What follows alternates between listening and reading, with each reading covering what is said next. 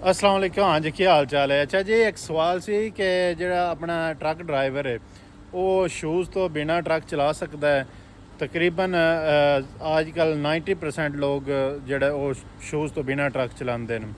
ਅਤੇ ਇਹਦੀ ਮੈਂ ਤੁਹਾਨੂੰ ਥੋੜ੍ਹੀ ਡਿਟੇਲ ਵਿੱਚ ਦੱਸਦਾ। ਤਕਰੀਬਨ ਇਟਲੀ ਵਿੱਚ 93 ਤੋਂ ਪਹਿਲਾਂ ਇਹ ਕਾਨੂੰਨ ਸੀ ਕਿ ਤੁਸੀਂ ਜਿਹੜਾ ਬੰਦ ਸ਼ੂਜ਼ ਪਾ ਕੇ ਹੀ ਟਰੱਕ ਚਲਾ ਸਕਦੇ ਹੋ। ਇਹਦੇ ਇਲਾਵਾ ਅਗਰ ਤੁਸੀਂ ਸ਼ੂਜ਼ ਤੋਂ ਬਿਨਾ ਜਾਂ ਕੋਈ ਚੱਪਲ ਪਾ ਕੇ ਤੁਸੀਂ ਡਰਾਈਵਿੰਗ ਕਰ ਰਹੇ ਹੋ ਤੇ ਅਗਰ ਪੁਲਿਸ ਵਾਲੇ ਰੋਕਦੇ ਨੇ ਉਹਦਾ ਅਨਮੂਲ ਤੱਕ ਕਰਦੇ ਹਨ। ਲੇਕਿਨ ਉਸ ਤੋਂ ਬਾਅਦ ਉਹਨਾਂ ਇਹ ਜਿਹੜਾ ਕਾਨੂੰਨ ਖ਼ਤਮ ਕਰ ਦਿੱਤਾ ਸੀ। ਉਹਦੀ ਵਜ੍ਹਾ ਇਹ ਕਿ ਉਸ ਤੋਂ ਬਾਅਦ ਜਿਹੜੇ ਟਰੱਕ ਨੂੰ ਅੱਛੇ ਕੁਆਲਿਟੀ ਦੇ ਆਉਣ ਲੱਗ ਪਏ ਹਨ।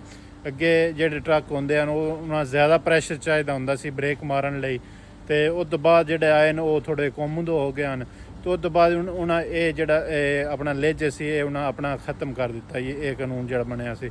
ਉਸ ਤੋਂ ਬਾਅਦ ਹੁਣ ਇਹ ਮਤਲਬ ਅਗਰ ਤੁਸੀਂ ਪੁਲਿਸ ਵਾਲੇ ਰੋਕਦੇ ਨੇ ਕਿਸੇ ਰੋਡ 'ਤੇ ਉਹ ਫਾਈਨ ਨਹੀਂ ਕਰ ਸਕਦੇ ਕਿ ਤੁਸੀਂ ਸ਼ੂਜ਼ ਨਹੀਂ ਪਾਏ ਇਹਦੀ ਵਜ੍ਹਾ ਤੋਂ। ਹਾਂ, ਅਗਰ ਖੁਦਾ ਨਾ ਖਾਸਾ ਤੁਹਾਡਾ ਐਕਸੀਡੈਂਟ ਕਿਧਰੇ ਹੋ ਜਾਂਦਾ ਔਰ ਪੁਲਿਸ ਵਾਲੇ ਵੇਖਦੇ ਤੁਸੀਂ ਜੁੱਤੀ ਨਾ ਹੀ ਪਾਈ ਹੈ ਅਤੇ ਫਿਰ ਉਹ ਸਿਕੁਰੇਜ਼ਾ del lavoro ਇਹਦੇ ਵਿੱਚ ਉਹ ਇਨਕਲੂਡ ਕਰਕੇ ਤੁਹਾਨੂੰ ਕੋਈ ਫਾਈਨ ਕਰ ਸਕਦੇ ਨੇ।